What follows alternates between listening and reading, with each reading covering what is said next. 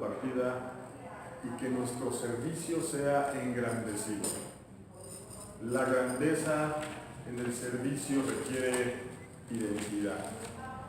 La identidad es el resultado de la esencia que hay en nuestro interior. Recordemos claramente que José no es reconocido en la carta a los Hebreos, que su fe no es ensalzada y no está puesta dentro de estos héroes de la fe por la habilidad espiritual o divina que tenía para interpretar sueños, sino por su esencia. Por eso dio mandamiento acerca de sus huesos, que los mandamientos son irrevocables, por lo tanto tu atención de manera personal debe estar en tu esencia, de tal manera que por tu esencia tienes identidad. Sin identidad no hay autoridad, y la autoridad solo se obtiene en el campo de batalla, porque autoridad es aquella en la que reina el poder de Dios. En la ley a los sacerdotes, en el libro de Levítico, en el capítulo 6, se nos establece el punto más importante. No es lo que traemos al altar, sino la actitud en la que venimos a traerlo. Y la actitud en la Biblia está referida al fuego siempre ardiendo en nuestro corazón. No es la iglesia, no es la Biblia, no somos nosotros, no es los líderes o los pastores los responsables de que cada persona tenga encendido el fuego del Espíritu en su vida. Sí, el Espíritu no se va, pero se contrista. El Espíritu puede quedar atado, puede quedar apagado. No es correcto querer buscar responsables o culpables cuando entramos en esa condición. La Biblia dice que cuando tienes tu esencia y que tu esencia va a ser lo que vas a permitir que Dios utilice para impactar la vida de otros y que es solamente a través del servicio, entonces se va a dar a conocer la identidad que tenemos. Cuando nosotros perdemos la identidad es porque no le estamos poniendo atención a nuestra esencia. Y entonces capturamos porciones de las vidas de los demás, las asumimos nuestras y entonces queremos transmitirlo y nuestro servicio no va a salir correcto. Servimos al ojo de Dios, no al ojo del hombre. Mantener el fuego del Espíritu de Dios encendido en nuestra vida es lo que nos convierte en personas serviciales, en personas que estamos ubicadas y sabemos que en el lugar donde estamos tenemos que servir con lo que hay dentro de nosotros y sobre todo en cada momento, sin estar eligiendo quién hacerlo. No confundamos la disposición con la posición. Recuerda que el verdadero liderazgo es producto de una revelación de elección. Di conmigo, revelación de elección. Jesús fue el que persiguió a sus discípulos o sus discípulos lo persiguieron a él. A ver, porque Jesús de alguna manera perseguir en el griego tiene que ver con ir detrás de alguien porque es el elegido. Eso es en griego, el Nuevo Testamento está escrito en griego. Así que Jesús fue el que se dirigió a aquellos que ya tenían en mente que la revelación del Padre le estaba indicando la elección de su equipo. Su equipo era un equipo de servidores que en esos momentos, ya teniendo el conocimiento y teniendo su historial familiar, siendo de nacimiento judío, ahora necesitaban una elección, 3 años de entrenamiento únicamente para servir. Y él fue uno por uno, uno tras uno, y dijo: si tú crees que puedes convertirte en un pescador de hombres, ven conmigo, ven conmigo. De tal manera que necesitamos entender esto: deja de perseguir al servicio, que sea el servicio el que te persiga a ti, porque Jesús dijo: yo vine a servir. Así que imagínate este cuadro: el servicio escogiendo a los servidores. Y muchas veces nosotros en lugar de esperar a que el servicio sea el que nos elija, porque hay una revelación de que tú y yo vamos a ser gente con esencia, que vamos a ser personas de una sola pieza, que todo el tiempo vamos a ser responsables de activar lo que tenemos dentro con los materiales que tenemos dentro. Entonces no va a haber ningún problema, no vamos a tener que preocuparnos por posición. En la disposición está el fruto de nuestro trabajo. En la disposición, siendo de una sola pieza. Por eso busquemos la grandeza del servicio. Y estamos tomando entonces el perfil en la vida de José. Como un resumen, en el capítulo 39 nosotros vimos como un egipcio reconoció a Dios que estaba en él. ¿Lo recuerdan? Sí. Qué impresionante es. Imagínate, no era cualquier egipcio, se llamaba Potifar, uno de los hombres de más confianza de Faraón, un hombre que obviamente por su nacimiento, su crecimiento y su preparación, no tenía en la mente ni plasmado en sus huesos una imagen de autoridad que no fuera Faraón. No existían los dioses que no se veían. Todo era Faraón y todo era Faraón y todo era Faraón. Por alguna razón él fue de los hombres más especiales para Faraón. Sin embargo, cuando él compra con los ismaelitas a José, o sea, qué impresionante debe ser esto. Yo te sugerí que asimilaras algunas de las verdades para poder entender la aplicación en esta clase. Pero ¿te imaginas un esclavo, un servidor de Potifar?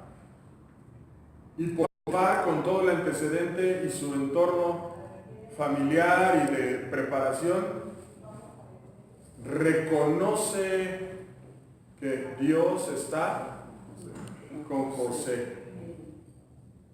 ¿Cómo se puede reconocer a un Dios que no se ve? Y sobre todo una persona que no cree en Él, y mucho más arriba en la vida de un esclavo. Ese es el punto de partida en la grandeza del servicio.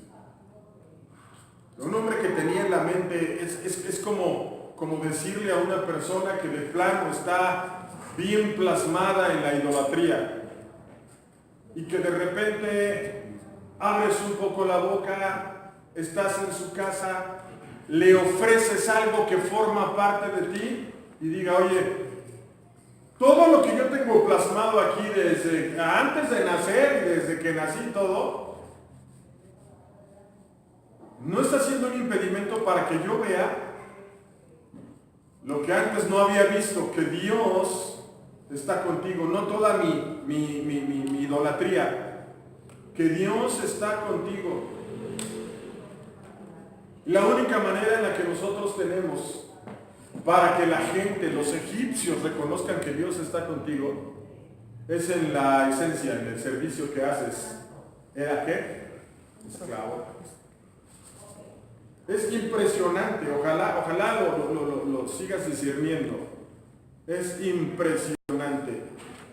No dice la Biblia, ¿y qué clase de servicio me dio este egipcio, este hebreo? Qué bárbaro. Dice, veo que hay un Dios que está sobre este hombre. Dilo conmigo, veo que hay un Dios que está sobre este hombre. Y todavía no pasaba lo que pasó. Segunda característica fue que era hermoso y de bella presencia. Hermoso habla del parecer, del rostro, de tu vestido. Pero donde tú estás presente, cambia el ambiente de algo de discordia, de algo de disolución, de pecado, de murmuración. Hay un cambio de eso a todo qué, a todo qué, a toda la bella presencia. Lo vimos la semana anterior, les sugerí que leyeran todas estas citas. Entonces, wow, que cuando tú estás presente todo cambia, todo absolutamente cambia, y todo para bien. La tercera característica es que rechazó todo lo que la esposa de Potifar le ofreció, empezando por ella misma, su defensa. Si Potifar me ha confiado todo y te incluye a ti, no voy a caer, porque lo que me tiene aquí es mi esencia. Es mi esencia. Después fue llevado a la cárcel, no a cualquier cárcel, en la cárcel donde eran llevados los presos del rey, dice la Biblia. Y se vuelve a repetir el cuadro.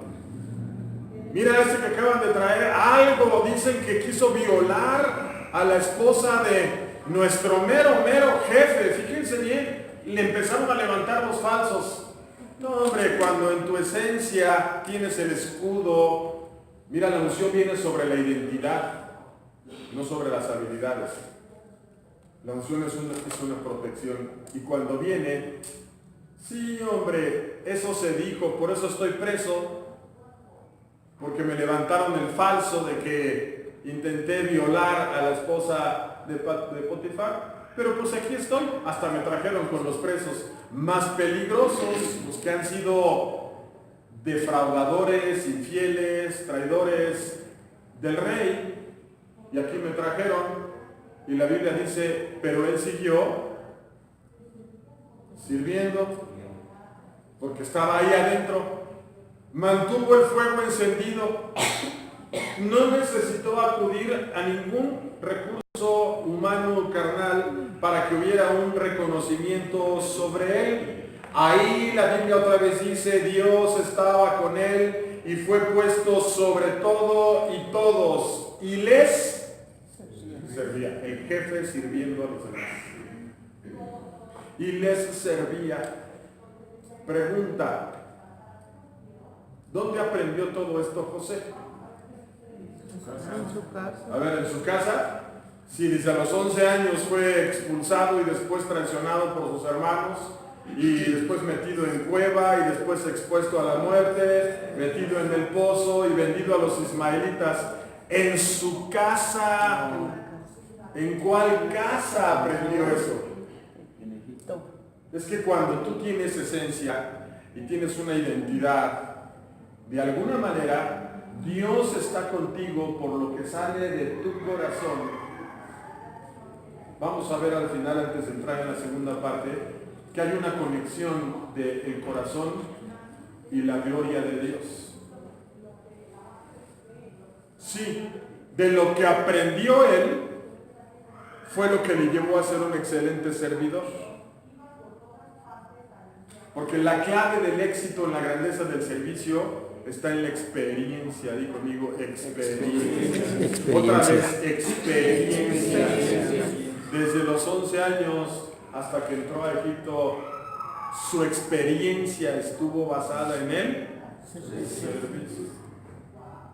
Pues ¿cómo no iba a ser lo que era? La diferencia es que era reconocido por otros que Dios estaba con él. Que la gente vea que Dios está contigo, no la clase de servicio que estás dando. También en el capítulo 40 comienza la interpretación de los sueños.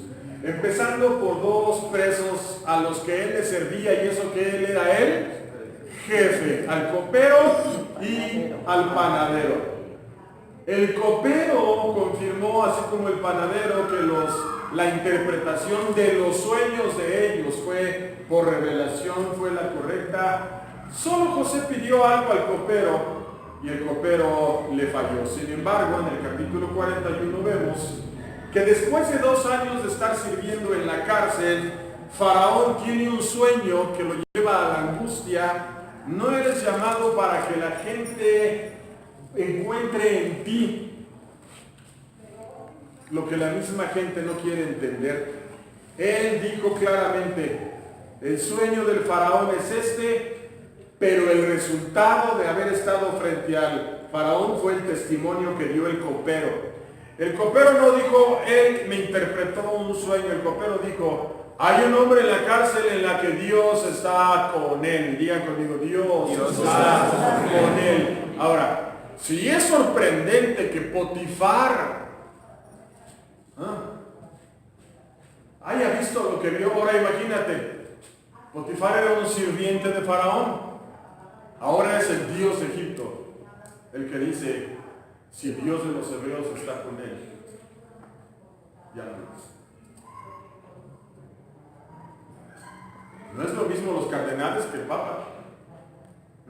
Los cardenales pueden hacer, los arzobispos, lo que tú quieras, pero que el Papa diga, creo que el único que puede ayudarme es el Dios de los cristianos.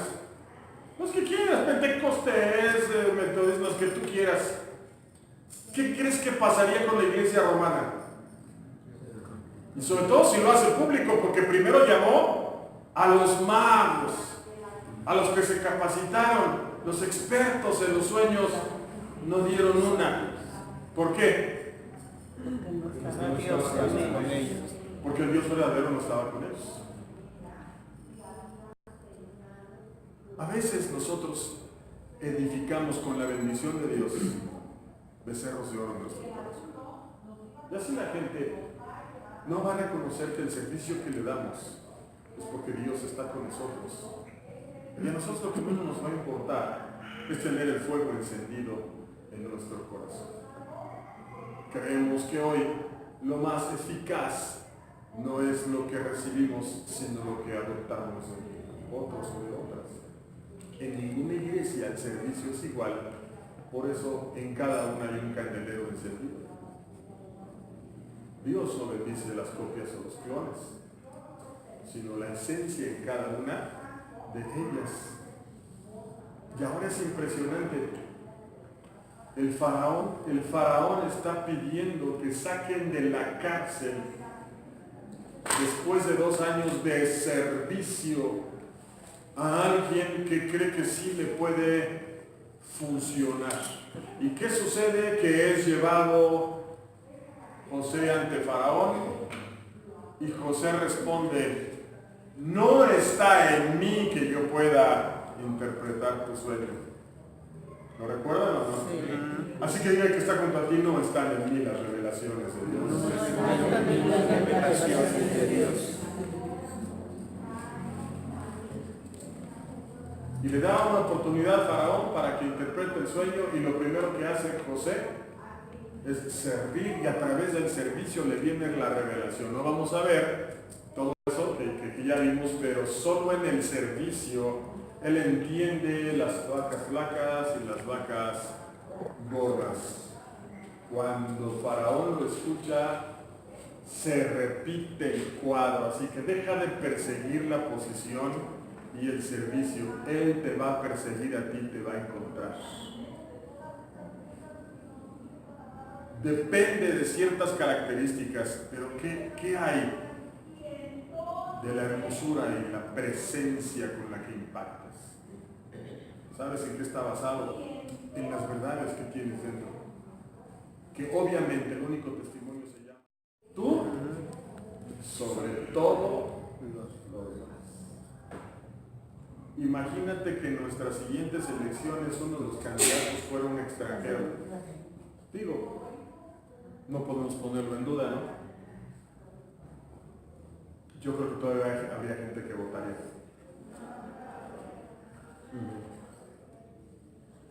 Antes de mostrarse a sus hermanos, casi finalmente, ¿qué hizo José? Antes de mostrarse ante sus hermanos, finalmente le sirvió. Y comenzó a servir a sus hermanos. Ellos no sabían quién era el que los servía, estaban descontrolados, porque además algo sucedió. Ellos no sabían que era hebreo, ellos lo confundieron con un egipcio, porque obviamente estaba sobre todo Egipto, el asistente personal de Faraón, pero algo sucedió en sus hermanos. Creo que este es muy diferente a todos los egipcios. Pareciera que el Dios en el que creemos está con este egipcio. Cuando José escucha esas palabras le causa dolor. ¿Por qué fue el pareciera como si el Dios verdadero estuviera con él? Por causa de su esencia que se hizo manifiesta en él. Servicio, había una autoridad, por eso tenía siempre su identidad. Y sin embargo él se mostró ante sus hermanos. Primero les sirvió y luego les dijo quién era. Mira que está junto a ti. Primero sirve y luego que se enteren quién eres. Es José quien revela el propósito de Dios en su proceso. Que un día Dios los iba a llevar definitivamente a la tierra que por Abraham habían escuchado, de que fluía leche y miel. Viene la entrada de su padre y sus hermanos a Egipto, su muerte y sepultura de Jacob. Jacob es llevado muerto a su tierra y es sepultado en Macpela. Sin embargo, cuando muere José, él no pide lo mismo. ¿Por qué Jacob es llevado a Macpela y por qué José toma una decisión y dice, cuiden mis huesos aquí? Por fin llegamos hasta Hebreos 11:22. ¡Uf! 2600 años después alguien escribe que el reconocimiento como un hombre de fe no está en otra cosa que no sea en su esencia. Hizo José jurar a los hijos de Israel diciendo, Dios ciertamente os visitará y hará llevar de aquí mis huesos. Así que fue puesto en un ataúd en Egipto. 430 años después cargaron con los huesos de José. Cargaron con los huesos de José. El manto que iba sobre los que salieron de Egipto era el manto que Dios había confiado en José. Ahí está la esencia. Voy a mencionar solamente un ejemplo. ¿Cómo te explicas que uno de los hombres más terribles de los tiempos en que el pueblo salió como pueblo, porque acuérdate que no salió como nación primero, sino como pueblo, haya podido vencer a Acab, de los más sanguinarios en su ejército? Ellos no conquistaban territorios. Esa generación de Acab descuartizada y Josué al frente venció a Acab. ¿Por qué? Ya no te menciono que Aarón y Hur estaban ahí en el montillo del picha, ¿no? Levantándole los brazos. ¿Por qué Josué pudo vencer a Acab? Dios estaba con él. Sí, ellos eran esclavos. Dios estaba con él. Ahora, en otras palabras, porque el manto de José estaba sobre ellos. Dios se dio cuenta que ellos no perdieron su esencia. Estando esclavos, hablaron como hebreos, con su educación, su formación, conservando los valores. Recuerda que para que salieran celebrando la Pascua, Dios usó lo que había en sus casas: el cordero, el trigo y la vid. No dijo, y van a hacer esto y esto y esto otro. Estoy tomando en cuenta ese historial impresionante que tienen, lo que pasó hace 430 años a la entrada de José. Fíjense que esto y esto otro, la experiencia, lo actual. ¿De qué te sirven tantos testimonios y tantos milagros? Mira, yo te voy a decir algo que más de la mitad no saben. Si yo tuve una leucemia trombocitopénica es porque había un antecedente en mi vida. En 1985 yo caí como muerto en la apertura del Monte Tabor por causa de un trombo. ¿De qué sirve que yo dé ese testimonio? Se quedó aquí. Fueron testigos los que estaban. La experiencia te habla de la actualidad, de que Dios todavía está contigo y no importa si es Acab, Tú lo puedes vencer porque tienes la esencia. Los huesos de Cristo ahora son tu manto y solo por ellos tienes identidad. Y si yo tomo como ejemplo el perfil de José, oye, el perfil de los últimos tiempos basados en nuestra fe, en la fe actual, la que nos conecta con Dios. Aquí estaban conectados con ellos, pero en la fe que nos conecta con Dios está en aquello que no fue quebrado. De acuerdo a la ley eran quebrados. ¿Por qué no lo quebraron? Era la esencia de Jesús. Hoy el manto que tenemos es la esencia de Jesús.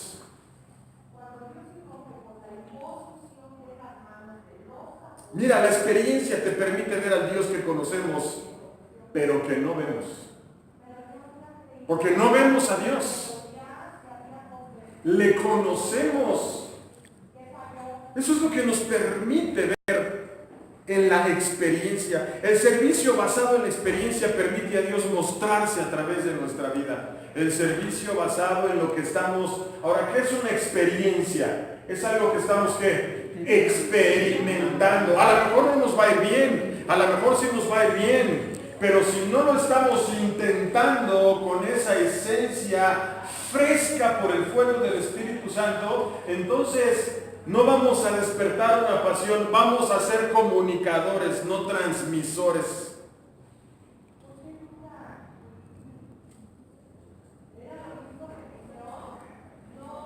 En mi opinión, el segundo libro más emocionante, impresionante que hay, yo este año estoy por terminar de leerlo, una vez más, es el de Don Miguel de Cervantes Saavedra. ¿Cómo se llama?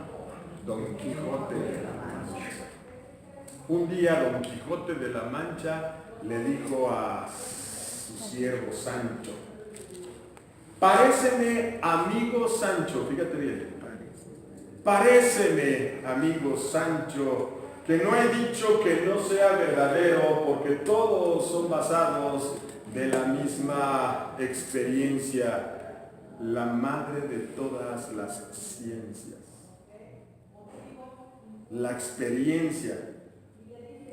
Cervantes escribió, le puso voz a la boca de ese loco Quijote y le dijo: la experiencia es que la madre de todas las ciencias. Ojalá lo leyeras y ya lo leíste, lo volvieras a leer. La madre de todas las ciencias, la experiencia y el servicio, al que Don Quijote a su siervo le llama amigo. Por último, déjame hablarte de algo que se llama la gematría. Muchos dicen gematría, en realidad es gematría. La gematría, cuando tú estudias un poquito más, es el método de la exégesis bíblica que se apoya en la equivalencia de las 22 letras del alefato o alfabeto hebreo y su valor numérico. Una cosa es el equivalente y otra cosa es el valor numérico. No es un método ni ocultista ni mágico, no es cábala, está basado en la escritura. Jesús habló del principio y el fin, es decir, del alfa y del taf, así como de alef y taf y alfa y omega. Entre una y la última 22, acuérdate que hay 20 letras. No nada más es decir el principio y el fin, es, a ver, entre el principio y el fin hay 20 letras. Hay una que es la central, que es la letra Lamed, la que nosotros conocemos en nuestro alfabeto como L. Y hay dos palabras basadas, de acuerdo a esa cuantificación en el alfabeto hebreo, en uno de los valores más importantes, de mayor impacto, es decir, que pueden llegar sin que tú te muevas, y está en el número 32, en el valor 32. ¿Por qué? Porque la suma total del 32 da 5, y el 5 te habla de referencias con respecto a Dios está con él en el Antiguo y en el Nuevo Testamento. Cuando nosotros decimos, por gracia soy salvo, comienza Dios a estar contigo. Cuando nosotros buscamos perseverar en la salvación, Dios está contigo. Cada que tú leas y Dios estaba con él, sucedió mucho con los profetas, con Jesús y con 3 principalmente de los apóstoles en el libro de los Hechos. Cuando tú leas Dios está con él, estás leyendo esa gracia, es el número 32. Y este número 32 solamente hay dos referencias que utiliza la Biblia para hacerlo. La palabra lev significa corazón. Lev está formado por dos letras importantes, la lamed y la bet. La letra lamed tiene un valor de 30 y la letra bet de 2. Así que ¿cuánto vale la palabra lev? 32. ¿Qué significa? ¿No? Lev, ¿qué significa? Corazón. Y la otra con la que está relacionado es la palabra kabod. A ver, di conmigo lev. Ahora di kabod. En la gematría existe la utilización de las raíces particulares que a su vez puedes formar una palabra, así como la primera letra, si es una letra fuerte que se convierte en una raíz. La unión de la letra de la palabra lev, que es corazón, con la palabra kabod, son la experiencia que da testimonio de que Dios está contigo. Es el mismo valor que se utiliza para la palabra maná. ¿Qué quiere decir maná? ¿Qué es? ¿Qué significaba? ¿Cuál es su origen? Sin embargo, ¿qué pasaba con el que acumulaba un solo grano? Se echaba a perder, se aguzanaba. Porque Dios lo que quería es que se diera testimonio de la nueva experiencia de ir. Eso implicaba servicio, tomar lo que no conocían del origen y después prepararlo. Eran experiencias frescas, nuevas, continuas. ¿Qué nos detiene muchas veces a obtener los resultados que queremos? No es lo que yo te pueda enseñar, lo que los predicadores te transmiten, lo que los maestros te enseñan, es tu experiencia en lo que aprendes. Porque no es con conocimiento.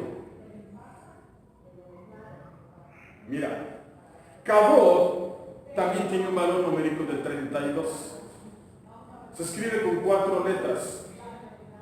La kof, la bet, la vav y la dal. Kabod significa gloria. Di conmigo, gloria. ¿Cuánto vale? 32. La suma total es 5. Así que cuando tú unificas estos dos principios, sin corazón no hay gloria, porque la gloria de Dios no se asienta en cualquier lugar.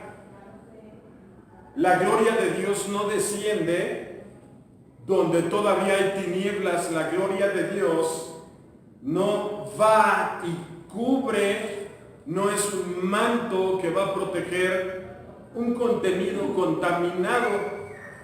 Jesús usa la misma palabra cuando habla del vino nuevo. Cuando tú buscas el valor numérico y por ello la relación de las dos palabras, te vas a encontrar el número 32 y que se refiere a la gloria. La relación que existe entonces entre el corazón y la gloria es que si no hay corazón no hay gloria. La unificación de ambos significa Dios está contigo en todo lo que haces, no en todo lo que hablas. ¿Cuándo se va la gloria? Porque la gloria se va. Un solo ejemplo. Y kabod significa la gloria se fue. Elí sabía la clase de vida que estaban llevando sus hijos. Él la sabía. No quiso defender una esencia, restó a su identidad, por lo tanto perdió autoridad, perdió gobierno en sí mismo, solamente no para decapitar a sus hijos, para decirles lo que están haciendo es mal hecho. No quiso tener la experiencia que el mismo Dios le presentaba y dejó que sus hijos empezaran a adorar a un Dios y creer que el pueblo los iba a seguir con conocimiento. Y la Biblia te habla de que con el conocimiento tienes que amar a Dios. con la mente, con todas tus fuerzas, pero es con el corazón con el que se sirve. Solo a través del corazón tú adquieres experiencias. La experiencia es cabot, es la gloria sobre tu corazón. Y la Biblia dice que por causa de los hijos y por la debilidad de Elí, vino Icabod y el arca del pacto fue tomada por sus enemigos. Icabod, y conmigo Icabod. Quita los becerros que están en tu corazón, que los has confundido creyendo que todo tiene que ver con capacidad. Bueno, alguien puede estar pensando, es que sin conocimiento perece el pueblo, pero lee en el hebreo a qué se refiere conocimiento, y conocimiento aparece tal, que es la obtención de para la ejecución. Por eso José dio mandamientos. ¿Cuántos suman 5 más 5? 10. Si tu servicio no está basado en mandamientos, no creas que tu corazón y la gloria se van a apapachar en la mediocridad, van a decir, pues no es 10, pero es 7. No importa, Dios nos va a bendecir. No. Y el 10 te habla de lo absoluto. Los mandamientos de Dios son irrevocables. Para David eran más dulces que la miel que destila del panal. ¿Por qué? Porque David se dio cuenta que cuando obedecía por servicio, no perdía una sola batalla. Así que, por último, el manto tiene 3 facultades sobre nuestra vida: identidad, protección y provisión. Por los vestidos eran reconocidos la gente. Si era un samaritano, si era una samaritana en unión libre, si era una pecadora, si era un leproso que todavía podía estar sin aislamiento, si era un ciego, pero todos eran reconocidos por el manto. Ahora, José entró a Egipto como esclavo porque su manto se había perdido. Pero en Cristo, el ejemplo a seguir del servicio bíblico del que estamos hablando, el que te va a llevar a la grandeza, mira, no busques el reconocimiento de los hombres porque tarde o temprano es eventual.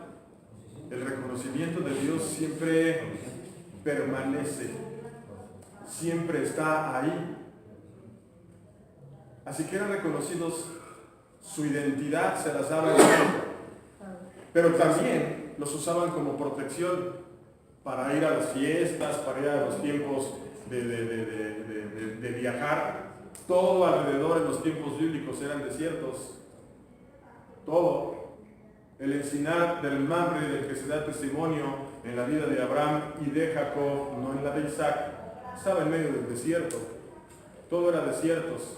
Los depredadores, los que iban al acecho de los peregrinos, eran vencidos con una habilidad para manejar el manto. No los mataban, simplemente los ahuyentaban como si fuera el machete. Por eso era también usado para su protección.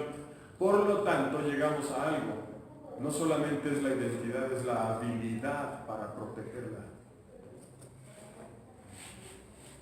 La habilidad para utilizar el manto. Y por último, tan no se aferraban a él y tan no dependían de él, que también su facultad estaba en provisión. Digo, provisión. Podía llegar el momento en que se quedaran sin recursos, de por sí eran pocos monetariamente hablando, todo era a través de intercambios, por eso había cambistas. Pues finalmente es pieza única, te vendo mi manto. Me iba a servir de provisión. Era la recompensa de aquello que habías hecho para ti. No se perdía, se podía vender el manto, no se perdía la esencia, porque el único que lo había tejido era él mismo. No te pongas el manto ajeno, no sabes qué hilos y qué arte utilizó para hacerlo. ¿Cuál fue su visión? ¿Cuál fue su propósito? Un ejército de ovejas lideradas por un león siempre va a vencer a un ejército de leones liderados por una oveja. Lo voy a repetir despacio. No me veas así. Un ejército de ovejas lideradas por un león siempre va a vencer a un ejército de leones liderados por un león. Con eso que aprendí y que te voy a compartir, quiero que lo vayas relacionando con el perfil de José y con la necesaria y urgente transformación que necesitamos tú y yo, sobre todo ahora que tenemos un primer desafío el 27 de octubre, donde vamos a recibir gente por el gusto de estar, por curiosidad, por morbo, por especulación. Es nuestra mejor oportunidad de que la gente no sepa qué somos ni a qué nos dedicamos. Simplemente les vamos a servir.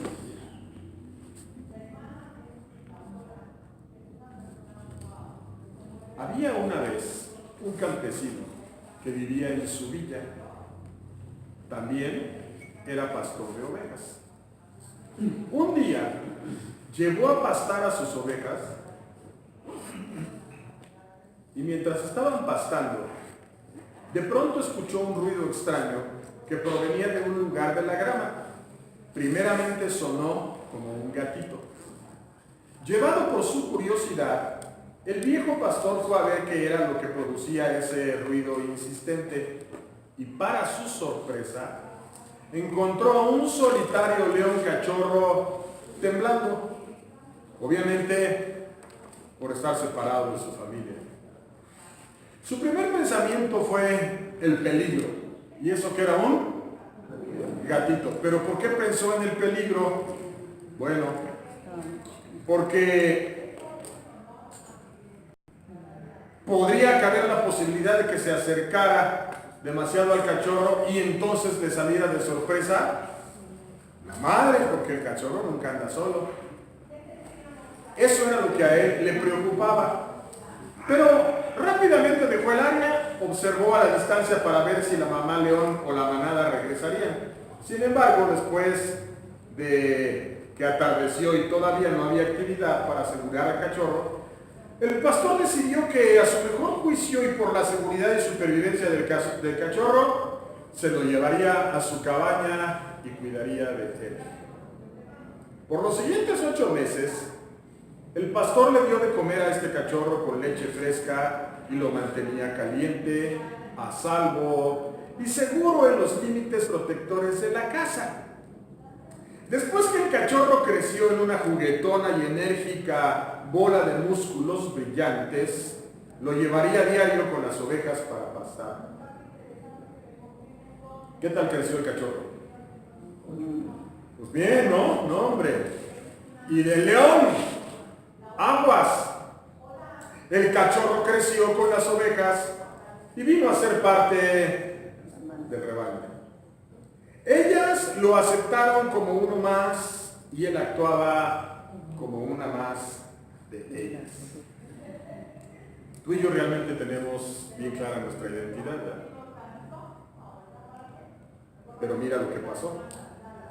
Después de que habían pasado 15 meses, el pequeño cachorro llegó a ser un león adolescente, pero actuaba, sonaba, respondía y se comportaba tal como una de las ovejas.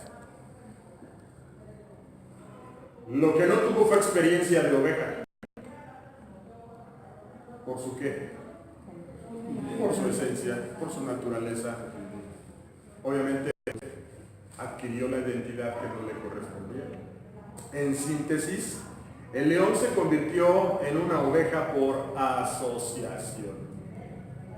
Lo voy a repetir, grábate. El león se convirtió en una oveja por asociación. Tú podrías ser una panderista por asociación. Yo podría ser un pastor por asociación. Y a lo mejor lo que estamos haciendo lo hacemos por asociación. No está lo genuino porque no lo tenemos reconocido. Y era reconocido él, además de todo, entre las ovejas. Se había despersonalizado y vino a ser una de ellas. En un día caluroso, después de 4 años, el pastor se sentó en una peña tomando refugio en la poca sombra de un árbol sin hojas.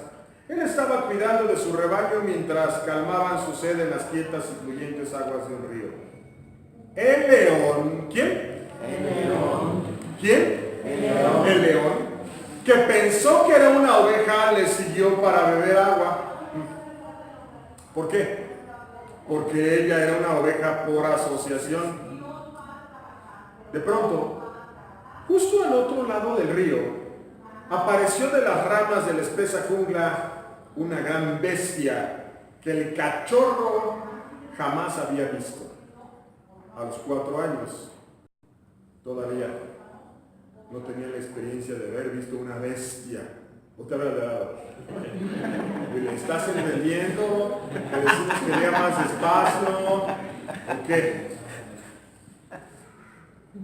Yo sé que si estás pensando en tu esposa o en tu esposa te distraes creyéndote la Bella y la Bestia, pero no es la historia de la Bella y la Bestia.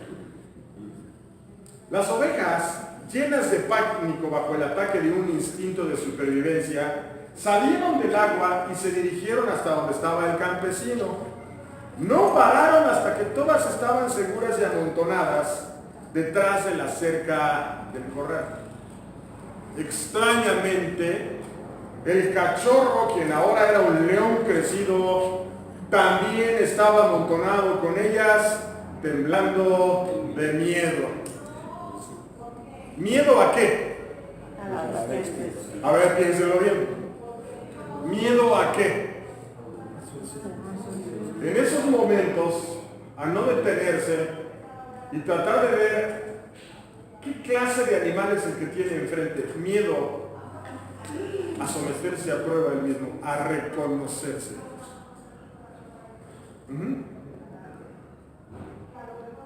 El león se convirtió en oveja, ¿qué? Por asociación. Mientras el rebaño luchaba por llegar a la seguridad de la finca, la bestia hizo un sonido que parecía hacer temblar al bosque. Cuando levantó su cabeza sobre las hierbas altas, el pastor pudo ver que sostenía en su boca empapada de sangre el cuerpo sin vida de una oveja del rebaño. El hombre supo que el peligro había regresado a esa parte del bosque. 7 días pasaron sin más incidentes y luego, mientras el rebaño pastaba, el joven león fue río abajo para beber.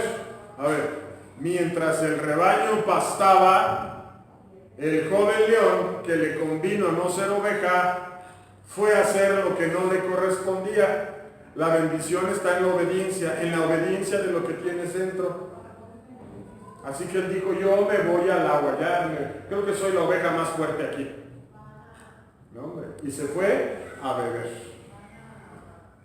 Mientras se inclinaba hacia el agua, de pronto entró en pánico y corrió rápidamente hacia la seguridad de la casa. Las ovejas no corrieron y se preguntaban por qué él había hecho eso, mientras el león se preguntaba por qué las ovejas no habían corrido al ver a la bestia. Muy bien. Después de un rato, el joven león regresó muy lentamente al rebaño y luego otra vez la burra al trigo, ¿no? Y luego al agua para volver a beber. Una vez más, él vio a la bestia y se congeló de pánico. Era su propio reflejo en el agua.